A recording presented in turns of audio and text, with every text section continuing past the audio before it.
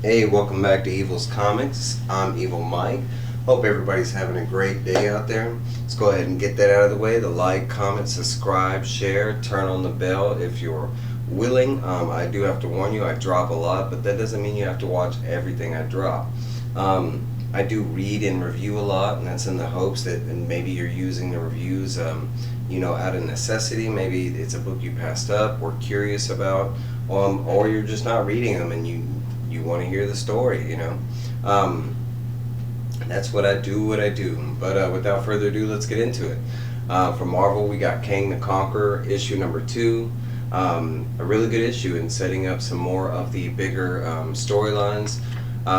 We do have Nathaniel Richards, the younger version of Kang, and after leaving the other Kang in the BC times to die with the dinosaurs, he teleported and went through and basically ended up in Egypt times, where the previous Kang, as I think his name is Ra or Anu, I don't remember, but he's Rama Tut is his name.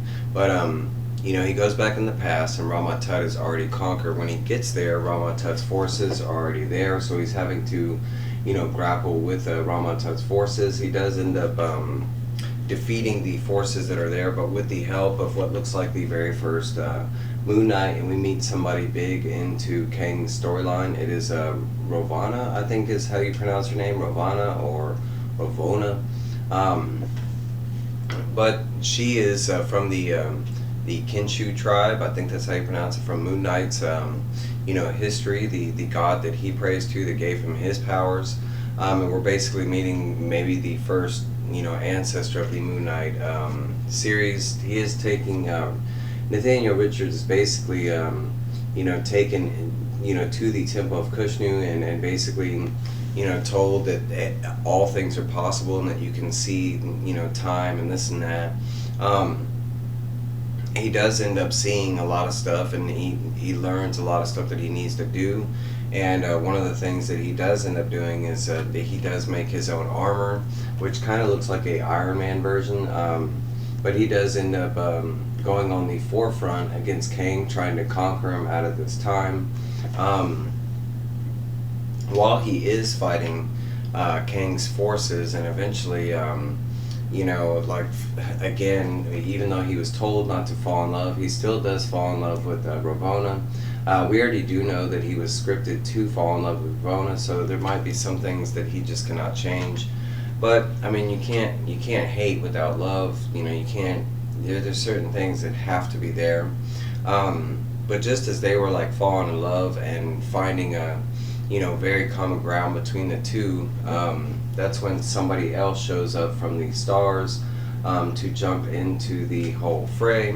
And we see that it is Amon Tut, and then he shows up to meet his younger self, realizing that it is his younger self. He instantly wants to kill him because he feels like he is a variant or a misplaced version of himself, and quickly learns that it's not, that it's actually like a further time version of himself, because it goes back to the beginning with the Kang that brought him all that, the armor that he's currently wearing. He kind of gave him insights about what was coming and what needed to be done, because basically the original Kang was trying to make like an ultimate Kang. We do see that that Amon Tut, that he does conquer Nathaniel Richards for a time. He uses this kind of ray that's a submission ray that where he can't fight it or whatever. And we do see that after he has been working for Amon-Ra as one of his like official like main generals, that Apocalypse shows up to try and conquer Amon Tut's reign. We do see that they do show scenes of Nathaniel fighting Apocalypse's forces, and not only that, but usually most times defeating and besting his forces. We do see that Amon Tut has not put such a long leash on Nathaniel, because eventually during all that battling, he does come up with the determination and the question of how am I going to get under myself to defeat myself, kind of thing.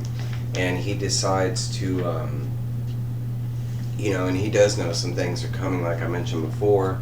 They show like his perils against the Fantastic Four, and this is Amon Tut that is fighting them. There are things that have happened throughout history, but with this knowledge, Nathaniel Richards basically decides to team up with Apocalypse and become Apocalypse's version of Death, or maybe all four horsemen combined into one. And basically he's going to use the powers of Apocalypse to conquer this version of himself, so he can continue on and make it to the other ones. They do show in the next issue that it looks like Doom is going to get involved. But so far, it's been a really great story and amazing art. The pacing, it's been a wonderful read, honestly. One of the top picks of this week. Next up, we got AWA Upshot Fight Girls. Another very good read with amazing art. The Hunger Styles setup game where it's about these girls that are in a competition. And their prize is to become queen of all the known galaxies. This is the third trial in the competition, and is a water-based competition. We only have 4 of the girls left, and basically they get teleported to this island, and all they have to do is swim over to this teleporter pad. The first one there wins the round. They all can progress if they can all make it there. And they kind of stand around for a little bit. They're shown, after this point, they kind of know that there's going to be some stuff in the water. One of the other girls is seen here. She gets tired of waiting, and she does just go for it, being like one of the better swimmers supposedly out of the group. I think she had involvement on the water world. Our one that the comic is trying to say that is the traitor, we don't know yet, but the one with the eye patch, we see that she is kind of more clever, and she just waits for this turtle to kind of come along so she can just hop on, take it for a ride and maybe guide it there. We do see that the eye patch lady is the first to make it to the teleporter using the turtle. We do see the one that was swimming like with the speed eventually gets stuck with some jellyfish. They do say that the jellyfish is not potent enough or poison enough to kill her or impair her, but it releases like a certain type of a pheromone, after it started activating. And you can see right down here that we have a giant friend that shows up and starts nibbling on a bunch of the jellyfish, not even knowing that the person is there. He's just more interested in the jellyfish. In the next scene, we do see how, he just kind of ripped through that girl and took off her arm, and right after that, she gets picked up by a pterodactyl, and it looks like the end of this girl. No, it doesn't end there, because we see Mr. Shark is not done with the festivities, and he wants both for lunch, and he gets both. Why not? We got to feed them sharks too. We do see that the other 2 girls are kind of struggling, and eventually they do make it up there, and as soon as they make it up to the platform, we see Mr. Shark wasn't as done as we thought he was, and it kind of looks like this girl might make it in the nick of time, and the other girl kind of dived off to avoid what was going on. And we do see that fortunately that the other girl, and she's kind of been the main girl besides the eye patch girl, but it looks like that she did not make it as, or neither did the shark, because it does show that the shark's head got cut off in the portal as well. In the process of the shark doing that, it looks like he messed with the teleporter, because this girl climbs back up and basically is trying to get teleported back, and you can see the machine is damaged from the shark bite. They kind of show you the result from the shark and its head, and we see that because of the bodies left behind, most of the creatures that were there are kind of more interested in the shark versus her. And she kind of starts getting to work on being rescued. They jump back to whoever's controlling the competition, and they're in the rule books kind of reading, and it looks like this has never happened, where the teleporter kind of broke, and the girl can't be saved. And the problem is if they go save her, is it, would she have completed it, even though she's standing right next to the teleporter and we saw her touching it? It's kind of one of those like referee situations where they got to make a judgment call. But as you can see from the next panel over, she did not wait. You know, she used her skill and cunning and just flew on one of those pterodactyls, and does make it back. Now we see that the eye patch girl kind of stumbled for a second because she thought she was going to be the sole winner of the competition. And they do mention that the next part of the competition is a like all-out battle royale, basically a fight to the death type situation. They don't say fight to the death, but I have to assume it's something like that, as bloody as this comic's been. Then they do jump back over to the press, who has been investigating our eye-patched woman, character, and we had found out that he had already found that she was not who she says she was, and has evidence, and was trying to make it back where he needs to, or he was trying to continue the investigation to find out more.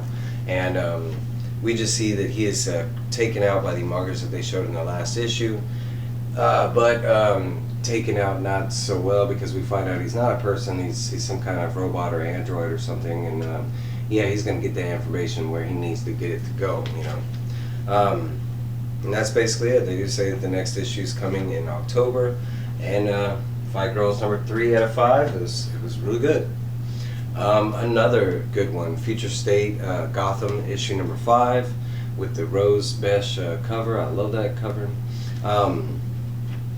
We do quickly see who is on the cover, and this is basically a kind of, it's going off of the 3rd issue, but really it does entail the 4th issue. I want to say the 4th issue was a filler, but really not.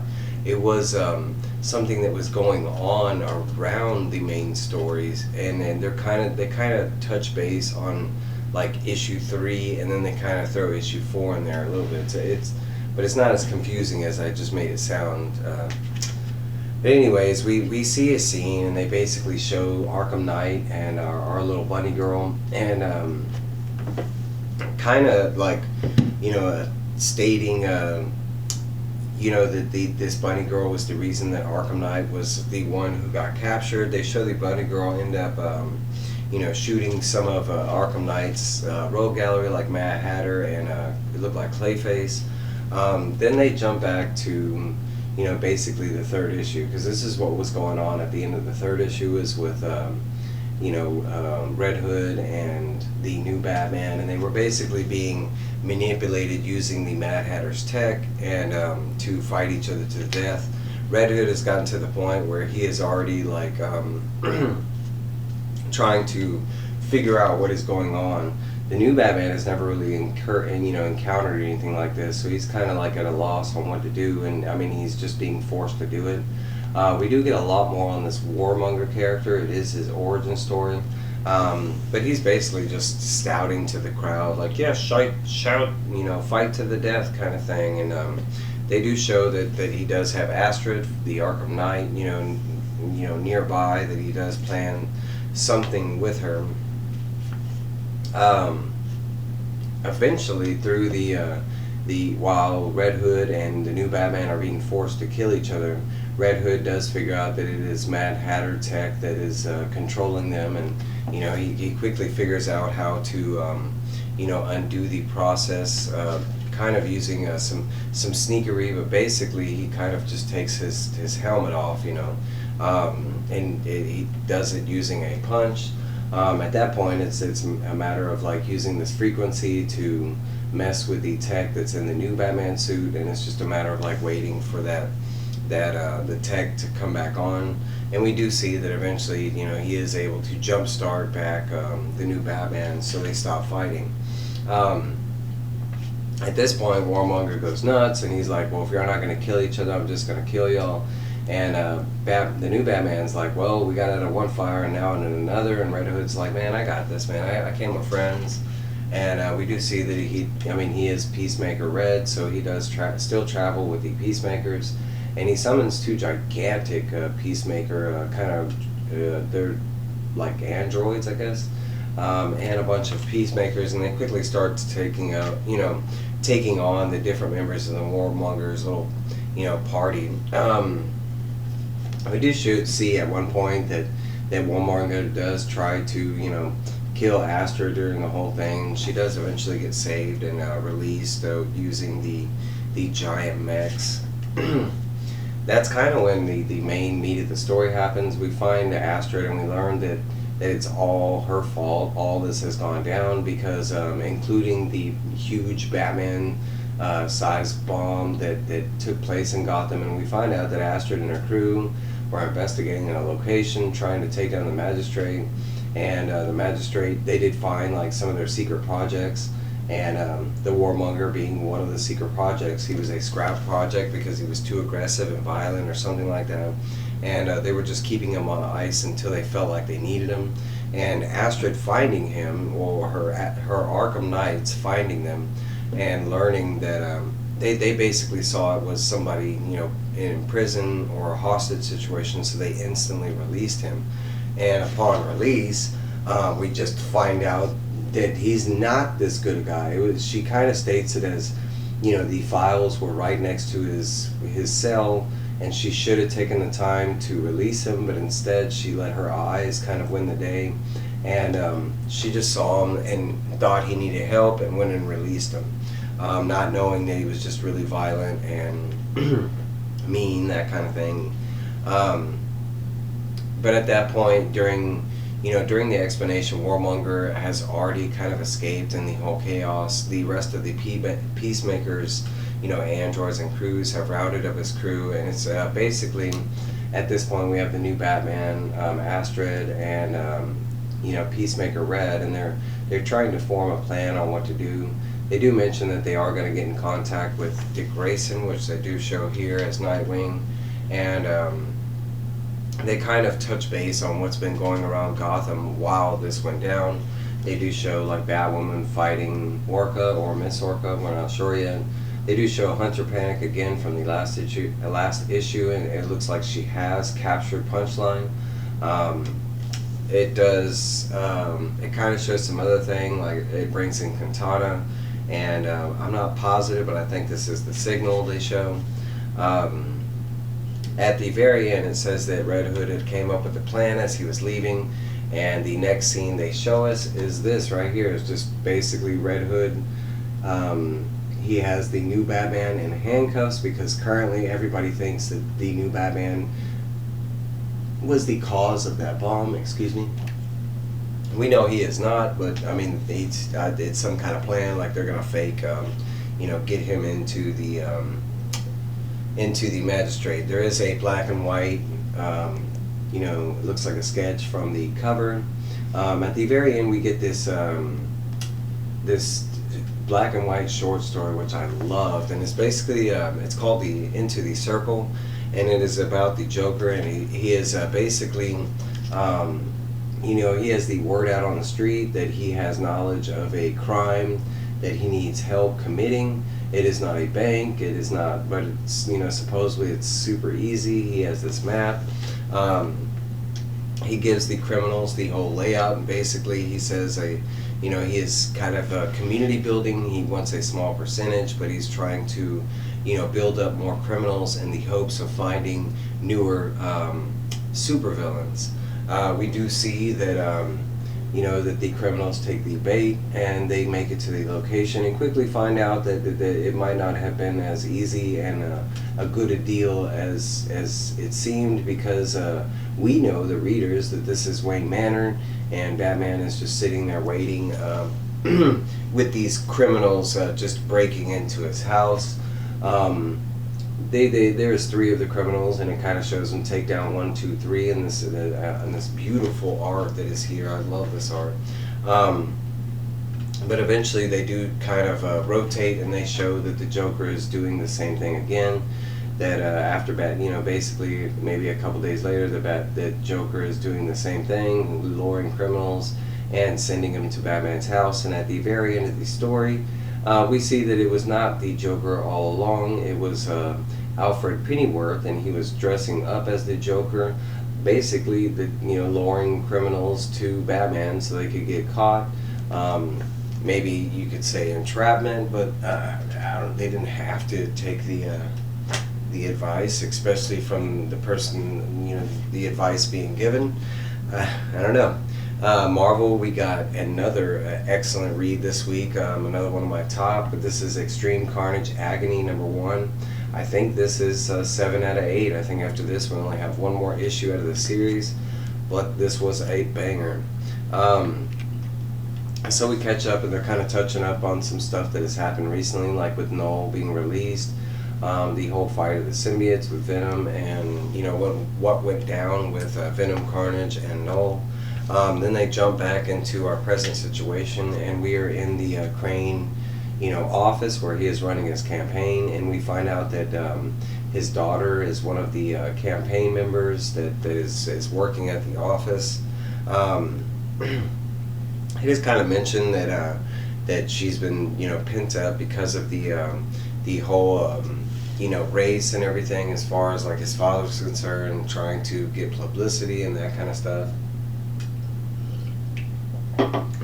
So someone suggests that she takes she goes out on the town and lets out some steam. So she does take up a run, and she kind of runs past this